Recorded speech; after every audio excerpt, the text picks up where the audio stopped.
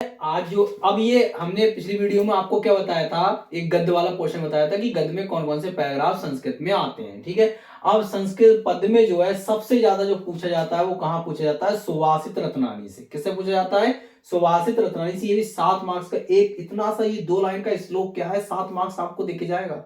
ठीक है, 100% इसमें से एक श्लोक जरूर आएगा। ठीक है, 2 लाइन के देखो सब श्लोक हैं, कोई कोई 3 लाइन का है, लेकिन सब 2 लाइन के हैं। ठीक है, ये 7 मार्क्स का आपका एक श्लोक आएगा। इसमें से क्या है, आपको सिर्फ इसका संदर्भ और हिंदी अनुवाद लिखना है बस। ठीक है, कि इसका भावार्थ लिखना है क्या है श्लोक का। ठीक है, तो यहाँ पे क्या है, सुभाष रत्नानी का सबसे पहला है, अगर मैं आपको बताऊं तो इसकी मैं हिंदी साथ साथ आपको बताते चलूंगा बहुत ही इजी वे में। बिल्कुल, भाषासु मुख्य मधुरा दिव्या गीवाण भारती तस्या ही मधुरम काव्यम तस्मादपि सुवास्ता। ठीक है, यानी कि सभी भाषाओं में मुख्य और मधुर भाषा देववाणी संस्कृत है। कैसे लिखना है हमें, संस्कृत को सिर्फ भाषासु मुख्य याद रखना है, बाकी मेरी बातों को आपको ध्यान रखना है। ठीक है, कि सभी भाषाओं में मुख्य और मधुर भाषा देववाणी संस्कृत है। तस्सा ही मधुरम काव्यम, और उससे भी मधुर उसका काव्य है। तस्मादपि सुवासितम, ठीक है, जो सुवासतानी में दिया हुआ है। ठीक है, कैसे लिखेंगे, पहले का कि सभी भाषाओं में मुख्य और मधुर भाषा देववाणी संस्कृत है, और उससे भी मधुर उसका काव्य है जो सुवासतानी में दिया हुआ। ठीक है, पहले का हो गया। दूसरे का क्या है, सुखार्तिनो कुतो विद्या कुतो विद्यार्थनम सुखम सुखार्तनम बातेस्त्यम विद्या विद्यार्थनम बातेस्त्यम सुखम। ठीक है, मतलब सुखार्तनो कुतो विद्या, सुख चाहने वाले को विद्या कहाँ, और कुतो विद्यार्थनम सुखम, और विद्या चाहने वाले को सुख कहाँ। सुख चाहने वाले को विद्या कहाँ, और विद्या चाहने वाले को सुख कहाँ। सुखार्तनो व तेस्त्यम विद्या, सुख चाहने वाले को विद्या त्याग देनी चाहिए, और विद्यार्थनम व तेस्त्यम सुखम, और विद्या चाहने वाले को सुख त्याग देना चाहिए। आपको बस इतनी लाइन याद रखना है कि सुख चाहने वाले को विद्या कहाँ, और विद्या चाहने वाले को सुख कहाँ। सुख चाहने वाले को विद्या त्याग देनी चाहिए, और विद्या चाहने वाले को सुख त्याग देना चाहिए। बस इतना असल 2 लाइन का अर्थ लिखना है आपको। अगला है, जल बिंदु निपातेन क्रमशः पूरितम घटम सा हेतु सर्व विधानम धर्मस्य च धनस्य च। ठीक है, यानी कि जिस प्रकार क्या है, बूंद बूंद करके जल का जो घड़ा एक है, यानी कि जल की जो बूंद बूंद करके क्या है पूरा घड़ा भर जाता है, उसी प्रकार क्या है सभी विधाओं से क्या है, सभी विधि से क्या है, सब प्रकार से क्या है, बूंद बूंद करके या थोड़ा थोड़ा इकट्ठा करके धर्म और धन की क्या है वृद्धि होती। जिस प्रकार से क्या है बूंद बूंद करके, बूंद बूंद जल से क्या है पूरा घड़ा भर जाता है, उसी प्रकार से सभी विधियों से क्या है धीरे धीरे क्या है धर्म और धन की वृद्धि होती। बस इतना लिखना है। अगला है, काव्य शास्त्र विनोदेन कालो गच्छति धीमताम वेशेन च मूर्खाणाम निंद्रा कलयन्वा। मतलब इसमें जो व्यक्ति क्या है काव्य, यानी कि जो सज्जन व्यक्ति होता है, महापुरुष व्यक्ति होता है, उसका समय जो है काव्य शास्त्र को पढ़ने में व्यतीत होता है। बुद्धिमान व्यक्ति का, महापुरुष व्यक्ति का जो समय है, कालो मतलब समय, वो काव्य शास्त्र को पढ़ने में व्यतीत होता है। उसी प्रकार जो मूर्ख व्यक्ति है उसका समय निंदा, कलह और आपसी लड़ाई झगड़े में व्यतीत होता है। कैसे लिखोगे कि सज्जन या महापुरुष व्यक्ति का समय जो है काव्य शास्त्र को पढ़ने में व्यतीत होता है, उसी प्रकार मूर्ख व्यक्ति का समय निंदा, कलह और आपसी लड़ाई झगड़े में व्यतीत होता है। ठीक है, आपके 4 हो गए। अगला इधर देखो, अगला क्या है, ठीक है, अगला है हमारा, ये तो 4 आपके ही हो गए। ठीक है, 1 2 3 4।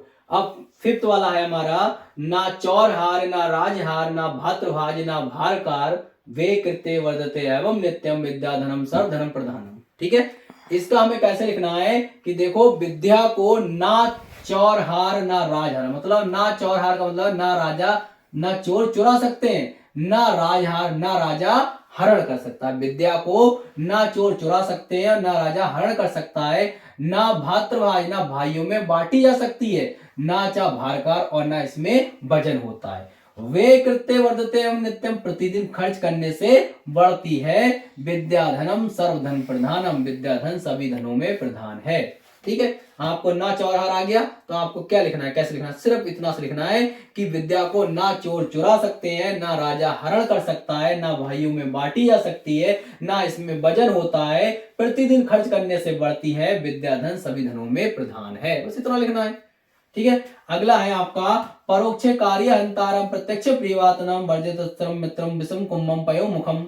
ठीक है, मतलब कह रहे हैं कि परोक्ष कार्यहंता, पीठ पीछे बुराई करने वाले, प्रत्यक्ष प्रिय वादनम, और सामने प्रिय बोलने वाले मित्र को, पीठ पीछे बुराई करने वाले और सामने प्रिय बोलने वाले मित्र को विष के घड़े के समान त्याग देना चाहिए। ठीक है, कैसे लिखना है कि पीठ पीछे बुराई करने वाले को और सामने प्रिय बोलने वाले मित्र को विष के घड़े के समान त्याग देना चाहिए, इतना लिखना है। 2 लाइनों का आंसर है। आप एक एक बात को मेरी अगर ध्यान रखेंगे ना तो आपको क्या है, इसको सिर्फ आपको इसको एक नजर देखना है, बाकी आपको ऐसे याद हो जाएगा पूरा। ठीक है, अगला क्या है, विद्या विवादाय धर्मदाय शक्ति परेशा प्रपीड़ायाम खलस्य साधो विपरीतम ज्ञानाय दानाय च रक्षणाय।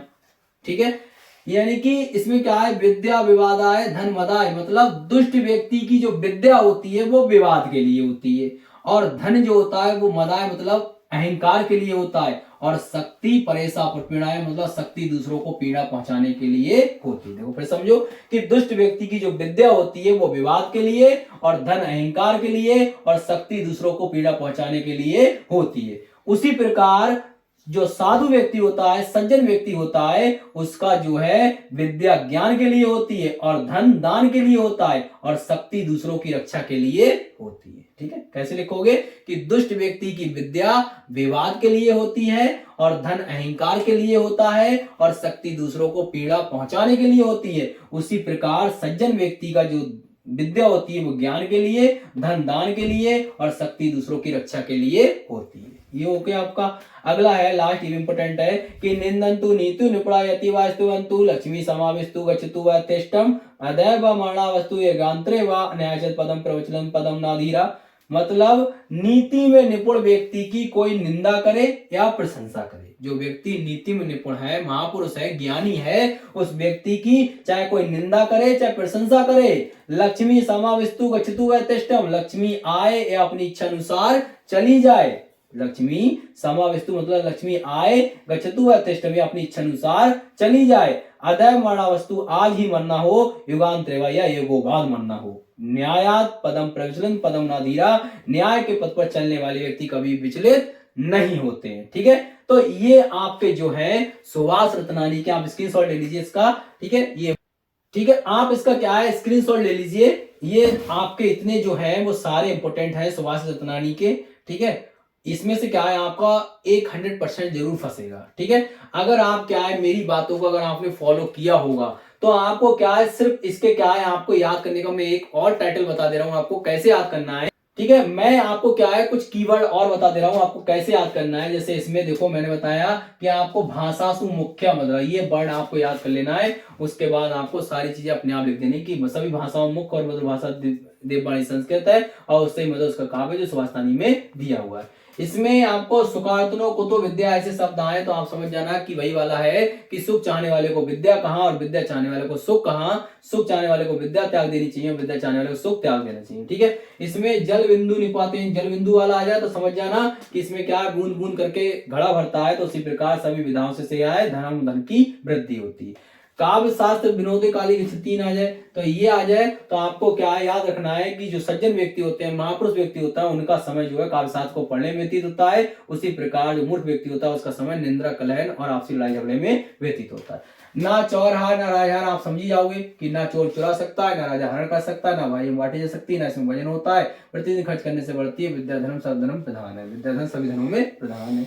परोक्षकारी हंतार ये आ जाए तो परोक्षकारी हंतार जब आए तो मतलब पीठ पीछे क्या बुराई करने वाले, प्रत्यक्ष प्रिय वादनम सामने प्रिय बोलने वाले, तो आप समझ जाना मित्र को विष घड़े के समान त्याग देना चाहिए। विद्या विवादाय धर्मदाय आ जाए तो समझ जाना कि दुष्ट की विद्या किसके लिए होती है, विवाद के लिए होती है, धन अहंकार के लिए, शक्ति दूसरों को पीड़ा पहुंचाने के लिए। उसी प्रकार जो सज्जन व्यक्ति होता है उसकी विद्या ज्ञान के लिए होती है, धन दान के लिए, और शक्ति दूसरों की रक्षा के लिए होती है। निंदन्तु नीति निपुण आ जाए तो आप समझ जाना कि नीति में निपुण व्यक्ति की कोई निंदा करे या प्रशंसा करे, लक्ष्मी आए अपनी इच्छा अनुसार चली जाए, आज ही मरना हो या युगवाद मरना हो, न्याय के पथ पर चलने वाले व्यक्ति कभी विचलित नहीं होते। तो ऐसे आपको क्या है ये इंपॉर्टेंट याद करना है। मैं सारा क्या है आपको धीरे धीरे बता चुका हूं। अब अगली वीडियो में क्या है हम आपको क्या है जो भी इंपॉर्टेंट कहानी है उनका सारांश क्या है इसी 1 बाय 1 में बताएंगे, जिससे क्या है आपको टोटल क्या है बुक देखने की बिल्कुल जरूरत नहीं पड़ेगी। 100% ये मेरा अपना विश्वास है कि अगर आपने क्या है ऐसी चीजों को याद किया तो आपको बुक खोलने की बिल्कुल जरूरत नहीं पड़ेगी। Thank you.